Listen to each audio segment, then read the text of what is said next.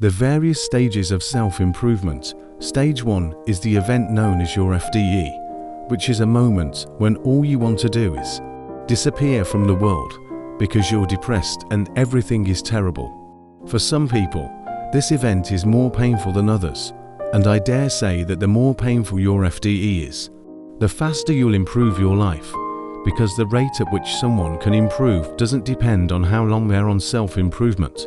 Rather, it depends on how much suffering they are willing to accept voluntarily. If your life was extremely before self-improvement on more pain in order to alleviate it. Since the FDE occurs when all of the negative effects of your daily choices compound and manifest collectively. By that, I mean making decisions that, while seemingly beneficial in the short run, turn out to be detrimental in the long run, such as eating and browsing through social media. Junk food not working out. You get the ideal, the drawbacks will eventually surface.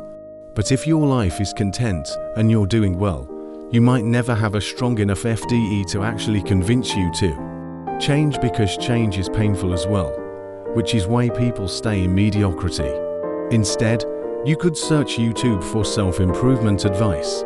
Begin seeing videos via Better Concepts, Hamza Enhancement Tablet, and additional. There is so much to learn that you watch videos on everything, from mental health to exercise to journaling to cold showering. However, you can't seem to finish anything when you watch a video on an OAB. You try, but you fail after 3 days. You want to form new habits, but you can't seem to get the streak going. It all feels very hopeless. Stage 2 is actually the worst stage, even worse than your FDE, because you know what you could be doing better, but you just can't do it. That's normal for most people, especially if you've been living your life up until that point like a degenerate. Going to be difficult to alter since, usually speaking, we live in a state of great comfort. This is because, throughout our whole lives, we have made decisions based only on having a good time. 3 of us gradually begin to genuinely form healthier habits. You start to feel more disciplined and hardworking, and you think, oh wow, this is actually working quite well. You make self-improvement a part of your identity, believing it to be the best thing in life, and you try to get your friends to do the same. However, it's more likely that you've had a motivational boost from watching videos of Andrew Tate and Ayman Gadji. Really, even though you're having fun, it's okay that you're feeling hard. You're improving at that point, but as we can see in stage 4, this is not sustainable for very long. In stage 4, your motivation begins to wane. You no longer want to get up early, and you haven't. I haven't noticed any progress thus far, and watching inspirational videos doesn't seem to be helping. Suddenly, you find yourself in a rut, and everything returns to how it was before you started, checking off again, playing video games, and not having any sort of schedule.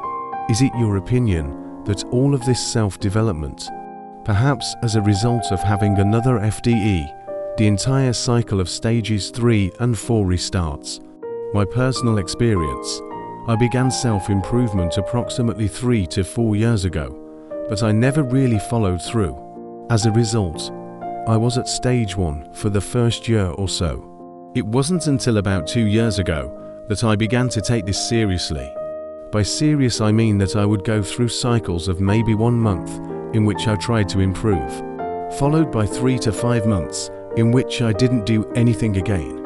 I think I went through stages 3 and for a total of 6 times.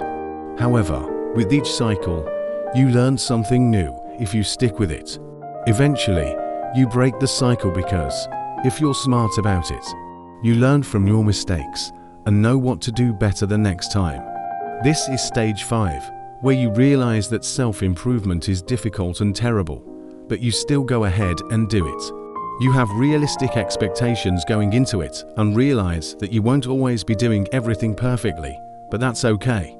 You don't need to watch countless videos online to get started, because you know it will benefit you in the long run. Most importantly, though, you don't view self-improvement as your entire identity. Rather, you do it because you become more productive in your daily life, and you use the advantages you receive to work hard and honestly to make a meaningful impact on the world. Most people don't understand this, but self-improvement techniques like journaling, meditation, and cold showers don't make you a better person. You still need to work on yourself to make self-improvement useful. With that said, go out and take action and stop watching videos right now. If you've watched this far, thank you very much. I also offer completely free self-improvement coaching. Just click the description. I hope this was helpful.